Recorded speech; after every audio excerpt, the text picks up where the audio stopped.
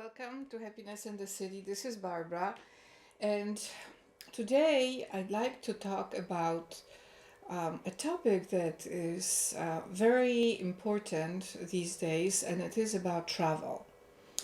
Travel is a form of movement that requires liberty to right of liberty to do. Throughout thousands of years, travel was not an easy thing, so people developed very stationary ways to live and to connect with each other, and that created very ancient communities, especially in countries that have existed for thousands of years. And as modes of transportations developed, the possibilities of travel became more sophisticated, more desirable, even organized. And today we are taking it pretty much for granted that we can move from place to place with great ease and to visit countries all over the world, and it's being taken for granted. But today, travel is also used as a form of control. When people cannot move easily from one place to another without having the documents checked, identities confirmed, and that is becoming a source of tension between freedom and ease to travel, and that means also to develop economic connections, and attempts to control travel and bring it back to difficulties that for centuries saw. So we have to look at that topic from the point of view of liberty and see where we can go with that idea, because a lot of justification for limiting travel is by using the excuse of the so-called security to do it. So we have to see the right of liberty as higher than ordinary laws, and we have to go back to that original vision of America's founding that was within royal traditions of European countries. American founding fathers rebelled against King of England, but did not rebel against the idea of kingdom of God and royal nobility and all the privileges that God gives his sons and daughters because they ask him to create things on earth as they are in heaven. So American founding fathers like George Washington, Thomas Jefferson, they understood this profoundly because those ideas were present in education and philosophy throughout their whole lives. You can check literature in the 18th century and see how vastly sophisticated it is in terms of understanding the connection of leadership to consciousness of God's love. And I encourage you to do that, because it would be impossible today to understand the major error of legal thinking in America, and that is that nothing is above the so-called law. But it's not true. The rights are. And this is something that is right there in Declaration of Independence. it was very developed by founders of America because they understood that if laws are developed that would destroy rights like right to life, right to liberty, right to pursuit of happiness, that would be the end of liberty. There is a lot of usage today of the term of rights in different contexts, like human rights, civil rights, but those really refer to ordinary laws and what judges can do with civil laws to create rulings about that.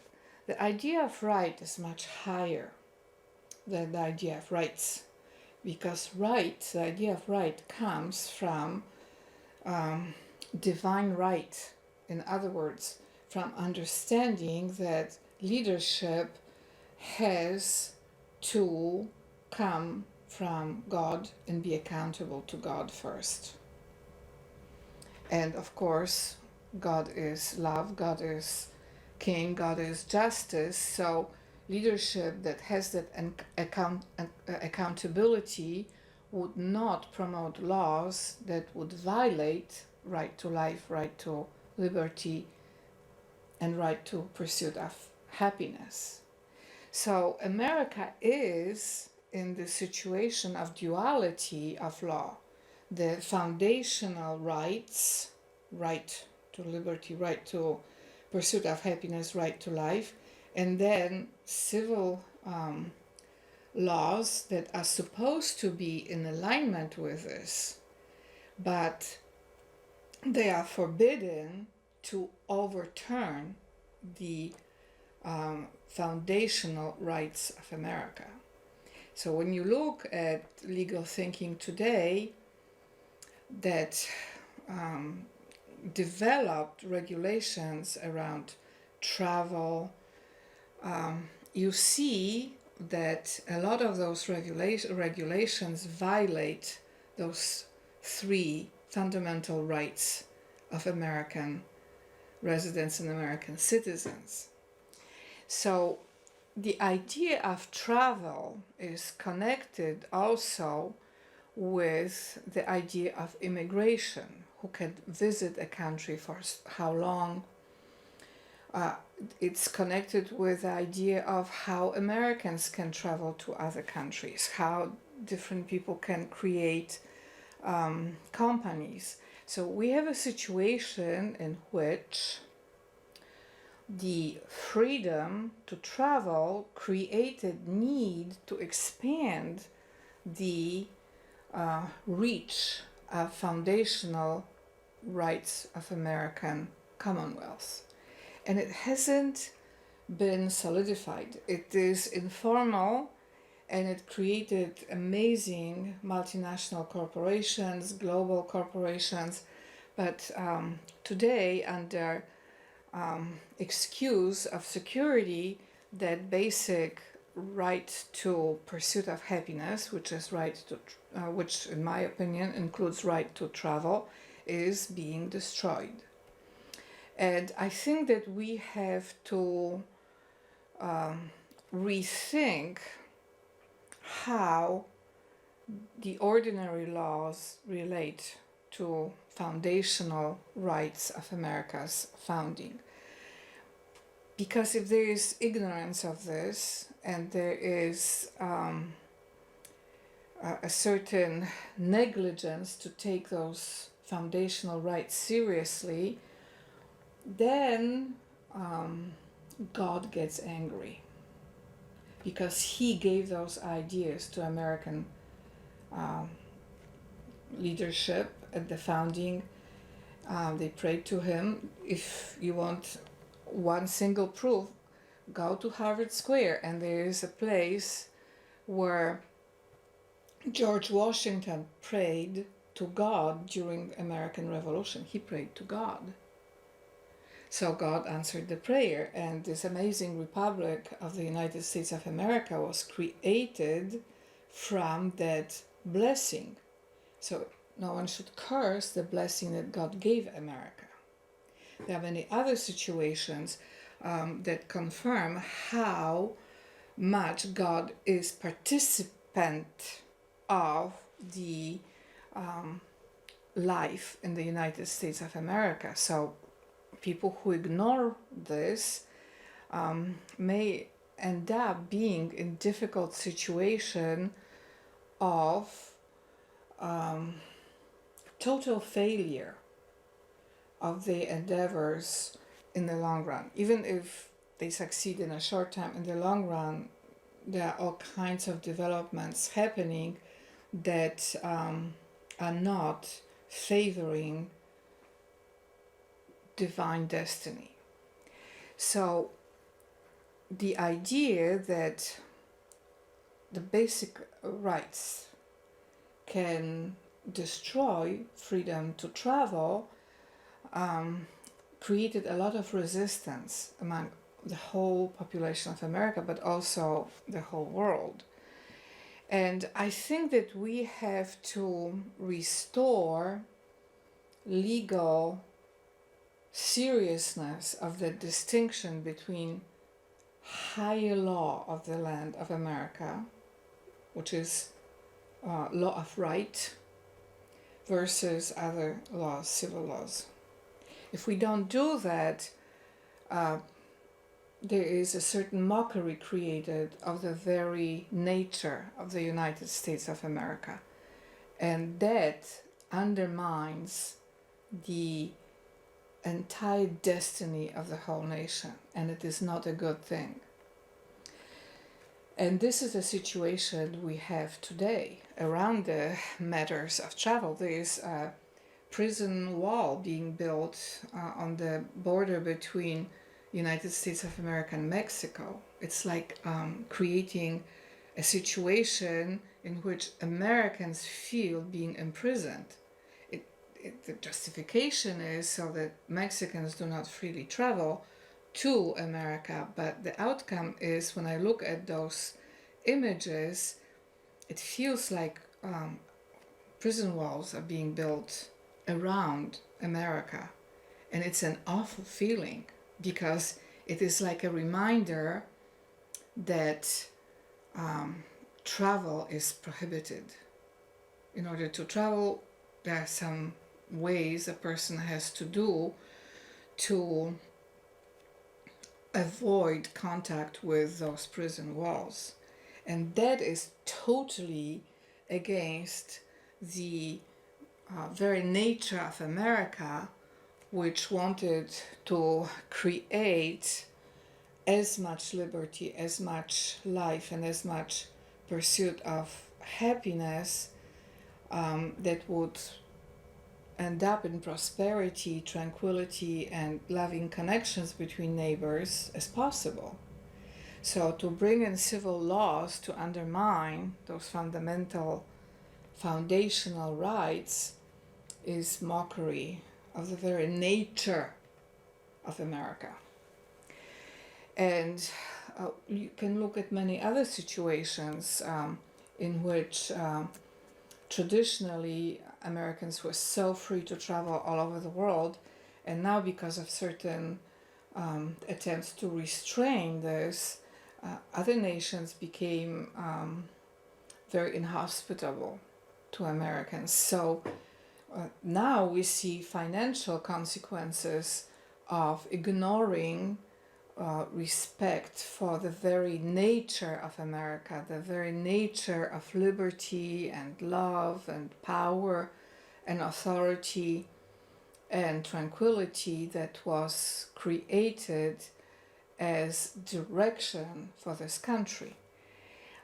Some people use imperfections of the time period of American founding as an excuse to ignore everything else, but that would be a sign of low intelligence, because intelligent thinking requires to make distinctions and to differentiate between what are good ideas and what were bad ideas, and we have to apply this to this whole vision of travel, so that we do not lose the liberty of pursuit of happiness to lesser laws. I think that one of the problems that created this discrepancy is that American founding fathers, who were free to travel anywhere they wanted, they understood the very idea of hospitality. They traveled to France, they traveled to England, they traveled within the United States of America, and traveling and receiving guests was considered a great virtue. And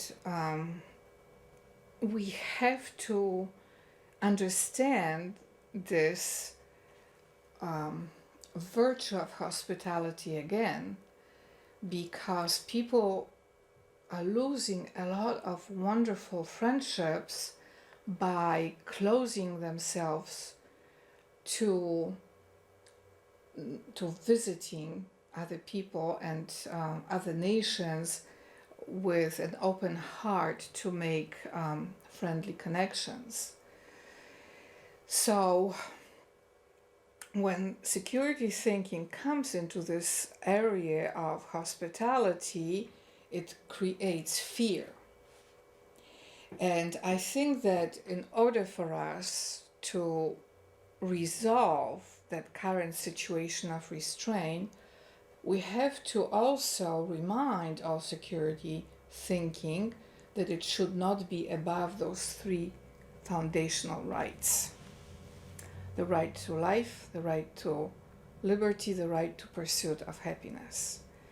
In other words, if security measures destroy those three foundational rights, they are endangering national security. Because national security of America is based on the idea of those three foundational rights that cannot be violated by ordinary laws. You have to really understand that to know the way out of that current situation that created security disconnected from shielding of life, shielding of liberty, and shielding of pursuit of happiness. Because another word for right is shield off. And I think that if we come back to that original thinking, and if we understand that America is not just about civil laws but also kingdom of God, we'll be able to unblock our hearts from capacity to receive divine love. Divine love is what was taken for granted by American founding leadership. That was part of the way of life. I have been getting more and more courage to connect with this myself, because I have this situation of duality in which my spirit is very grounded in divine love, and my daily life is encountering so much hatred and strange speech and people doing very strange things that I have to every day make adjustments between the reality of divine love and that hate behavior. And that hate behavior became normalized because people are ignoring kingdom of God and the fact that their hatred should not restrain the right to life or the right to liberty or the right to pursuit of happiness. So in order for us to regain the vision of freedom to travel within America, within the world, and that means also freedom to create friendships all over the world, freedom to create businesses that are outcomes of this, that we have to restore the respect to the very idea of right as above the law. And it is not a very complicated idea once you read about it in the documents of American founding, in the works of philosophers. I recommend that you read also great books. One of the most amazing books is Meditations by Emperor Marcus Aurelius, who was emperor leader. And he understood the need for that higher law to create peace in the whole empire. The notion that any judge from any place can undermine the foundational rights of America as a nation is an error. And I don't have legal education from law schools. My legal reasoning came from years of training in political science, which included many courses in Harvard Law School, but only as a person who audited those courses. But I have had enough exposure to legal thinking to understand how disconnected it is from the very foundational ideas of American political theory. So in order for us to regain a sense of security and safety in America, we have to first create the sense of security and safety in communication about legal organization of the nation. And the foundational knowledge of American founding leadership was that Jesus Christ was Logos, the word, the speech, living presence of God within us and within our communication, within our language, and that His love, His wisdom, His direction allows us to connect through His love and work things out. If there is no presence of Logos from Kingdom of God, then there is no possibility to create agreements and connections, because everything else is disconnected sin. So once you know that God is loving us, has been here for hundreds of years, has been in Europe for thousands of years, why would you want to choose disconnected discourse over this connected, unifying reason and logos of divine language? So in order for us to affirm freedom to travel, we have to affirm the presence of logos from Kingdom of God throughout the whole world as shield for us to travel freely and as shield of us to communicate freely with all nations. The place that created that right of liberty, right of life and right to pursuit of happiness is internet. And I happen to study those matters at the same time.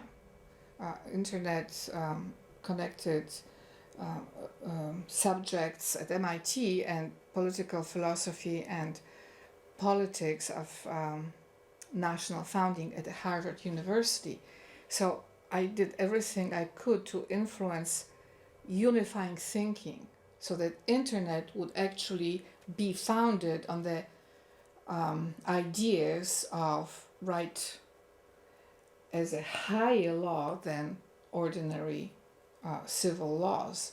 And that caught on all over the world. People love that because it created certainty of connection to this wonderful communication technology that could not be altered. And today some people are trying to mess up with this and destroy it.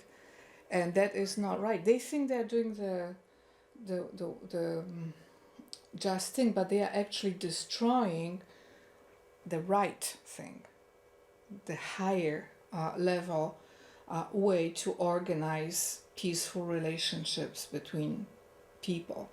I tend to believe that there is goodness in people, and we can look at every person and find goodness of God in that person.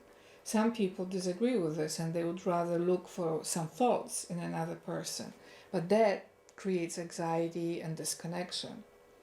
So, in closing, as I would like to bless the entire travel industry, the transportation, the diplomatic travels, all the travel industries, and of course my beloved company Tesla. I believe in the very idea of autonomous electrical cars. I would like to affirm the presence of Kingdom of God in the entire traveling and transportation realm, and let it be safe. Let all companies that create the great planes and cars and bicycles and motorcycles and other ways to travel, trains primarily, be blessed. May Boeing be blessed, all the planes, and may we continue in this loving right to liberty and pursuit of happiness and right to life. Thank you so much for listening to my remarks, and see you here next week for another edition of Happiness